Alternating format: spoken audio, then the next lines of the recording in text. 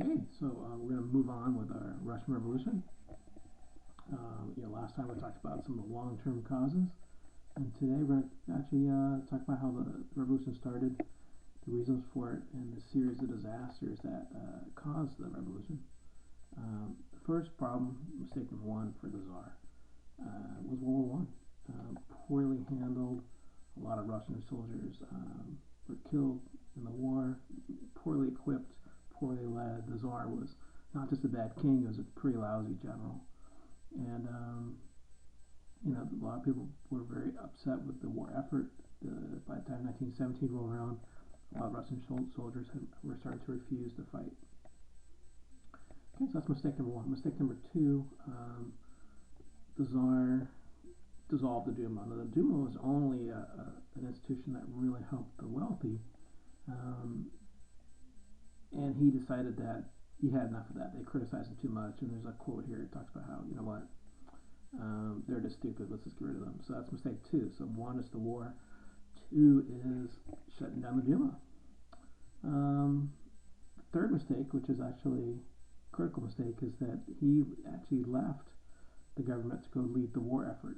And so while he was gone, bad things happened, and his wife, the Tsarina, became kind of the unofficial leader of Russia while he was leading the war effort. A lot of problems with Alexandria. She was British. She wasn't Russian. She wasn't very popular with the Russian people. She had a son that had medical issues, and she'd heard about this mystic guru, this amazing man of miracles. His name was Rasputin, and I'm sure you've heard the name before. Rasputin is one of the more famous people in world history. And he was a monk in Siberia. He was an unusual man, very tall. He had unusual gray eyes, and he basically claimed to be able to cure anyone that was sick. And while the Tsar was gone, the Tsarina invited Rasputin to come to the Winter Palace and to help her son. And then the rumors came out very quick that she was having an affair with this Rasputin guy. I can see why. He's so handsome. And so while the Tsar was gone, he kind of found out about the scandal. So he allowed his nephew and some other princes to assassinate Rasputin. And the assassination was bungled. It was very poorly handled. They basically invited Rasputin to a late night dinner. He took up that offer, and then the prince and some other people tried to assassinate him, but they tried to poison him. It didn't work. They stabbed him. They caught him on fire, and they at one point threw him in the river, and they pulled him out of the river and shot him.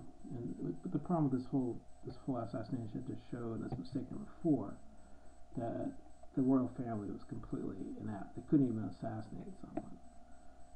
Alright, the Romanovs were in power for 300 years in Russia, and it's a series of events where that all falls apart. It actually falls apart very, very quickly, within a week. There's a minor protest called International Women's Day, and that demonstration turns into strikes. It's a lot of workers refuse to work, and they crowd the streets of Moscow and they call it Petrograd at the time, not St. Petersburg. The soldiers start drifting back home, and they refuse to fight in the war, and they create what the Bolsheviks call the Red Guard, and the Bolsheviks are the newer political party that we're going to become the communists, and they're led by a man by the name of Lenin. And Lenin has a grudge against the Tsar. His older brother was executed during the 1905 revolt, and so Lenin vowed to get his revenge, which he's going to get.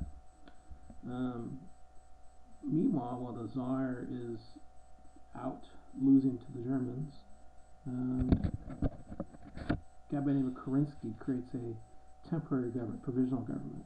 He disbands the Duma, and he shares power with the Bolsheviks, not because he wants to. So the Bolsheviks control some of the outer cities, some of the farm areas, and Kerensky, who's not a communist, takes over most of the government. Meanwhile, the Tsar, he tries to come back, and he takes his train back to Russia, but he gets stopped, and he's arrested shortly after, and he does something that shocks the world.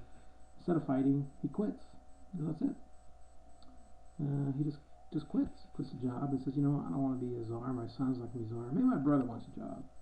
But then brother says, no thanks. And so after 300 years, the Romanov dynasty falls, and the czar and his family are arrested. And of course, we're going to find out how with them later.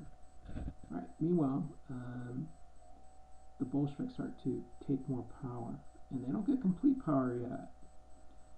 Lenin he's not in Russia yet. So what happens in Germany's really excited about Russia falling apart because now they can have a one-front war.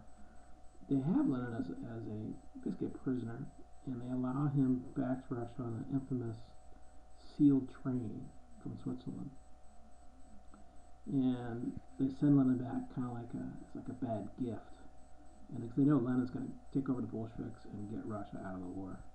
So what happens when Lenin returns to Russia, he takes over the Bolsheviks, but he's not in control of Russia yet.